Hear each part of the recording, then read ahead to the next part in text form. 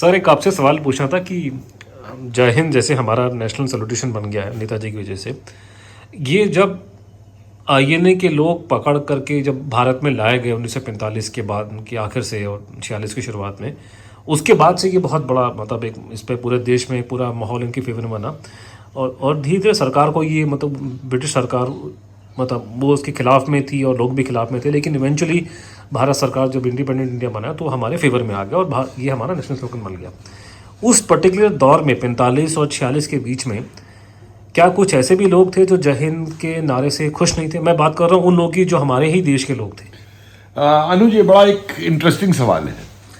देखो, जय हिंद का नारा सब जानते हैं, नेताजी द्वारा दिया हुआ और आजाद हिंद फौज का ग्रीटिंग था। तो जब ये पहले तो ब्रिटिश ऑक्युपाई करते हैं सिंगापुर को, तो ये सिंगापुर के अंदर जय हिंद के ऊपर बैन लगा देते हैं कि जय हिंद का स्लोगन जो लेगा उसका कोर्ट मार्शल करेंगे, उसे बंद कर देंगे। तो बाल सेना के जो छोटे छोटे बच्चे हैं वो गलियों में से निकल के आते हैं और ये जो सोल्जर्स खड़े हैं, क्योंकि ब्रिटिश ऑक्युपेशन आर्मी में बहुत सारे इंडियंस भी थे, उनको जय हिंद करके सैल्यूट करते हैं और जब तक वो इनके पीछे भागते हैं वो गली में दूसरी तरफ हो जाते हैं। और ये हाल हो जाता है कि इतना रिडंडेंट हो जाता है इनका ऑर्डर अंग्रेजों का कि पूरे सिंगापुर के अंदर जय हिंद चलता है, वो चलता है। उसके बाद ये जय हिंद जो जब इंडिया आता है, भारत में आता है ये, तो एक तो सबसे बड़ी चीज आई वो जो किताब छपी, diary of A rebel daughter जय हिंद। ये अमृतलाल जो सेठ जो गए वहां से रंगून और सितंबर में वहां से ला करके और 45 में डायरी छापी और जय हिंद को दिया। तो जय हिंद एक बहुत पॉपुलर एड्रेस भारत के अंदर बनना शुरू हो गया और भारत के भारतीयों से ही नहीं केवल, बल्कि यह हाल हुआ कि ऐसे रिकॉर्ड्स अब मुझे मिलिट्री इंटेलिजेंस की फाइल्स में मिले हैं कि यूनिट्स के अंदर जो सर्विंग भारतीय थे अंग्रेजी सेना के अंदर, उन्होंने अंग्रेज अफसरों को जय हिंद कहना शुरू कर दिया और उस पर उनके कोर्ट मार्शल हुए हैं। तो ऐसे कई रिकॉर्ड इसके अंदर मिलते हैं पूरे उसके अंदर। और फिर आप ये देखिए कि जो आपने सवाल किया गांधी जी का क्या व्यू था जय हिंद के ऊपर? बड़ा इंटरेस्टिंग है। कर्नल ढिल्लो जो हैं गांधी से मिलने जाते हैं after his release red fort trial के बाद, तो जय हिंद करते हैं। तो गांधी जी जय हिंद का जवाब जय हिंद में देते और फिर कहते हैं अब तो सब जगह जय हिंद ही हो गया है। अब ढिल्लो ने तो इसे कॉम्प्लीमेंट लिया, लेकिन जब मैंने गांधी जी के व्यूज देखे जय हिंद के ऊपर, जो पूना से स्टेटमेंट दिया उन्होंने 22 फरवरी 1946 के दिन, बिल्कुल नेवल रिवोल्ट अपराइजिंग के बाद में, तो मुझे लगा कि ये कॉम्प्लीमेंट नहीं था जो कर्नल सहगल के आगे गांधी जी ने कहा कि अब तो सब जय हिंद ही हो गया है। ये एक सरकाज़म था, कटाक्ष था ये। और उस कटाक्ष की सबसे बड़ी वजह यह है कि पूना से जो स्टेटमेंट दिया है गांधी जी ने, आप कहो तो मैं अंग्रेजी में रीड कर दूं। हाँ सर, अच्छा रहेगा। मतलब इसका बेसिस क्या है कि गांधी जी ने कटाक्ष, ये एकदम नेवल जो हुई है म्यूटनी, गांधी पूना में है।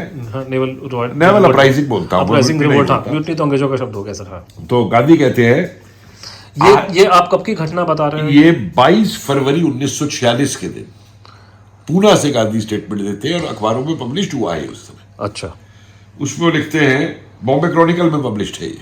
अच्छा, 24 फरवरी 1946 के बॉम्बे क्रॉनिकल में। उसमें वो कहते हैं, I have followed the events now happening in India with painful interest.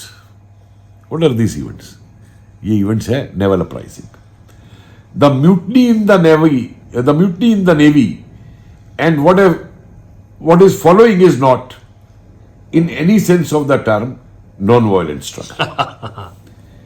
In as much as a single person is compelled to shout the Jai Hind or any other slogan, the nail is driven into the coffin of Swaraj in terms of the dumb millions of India.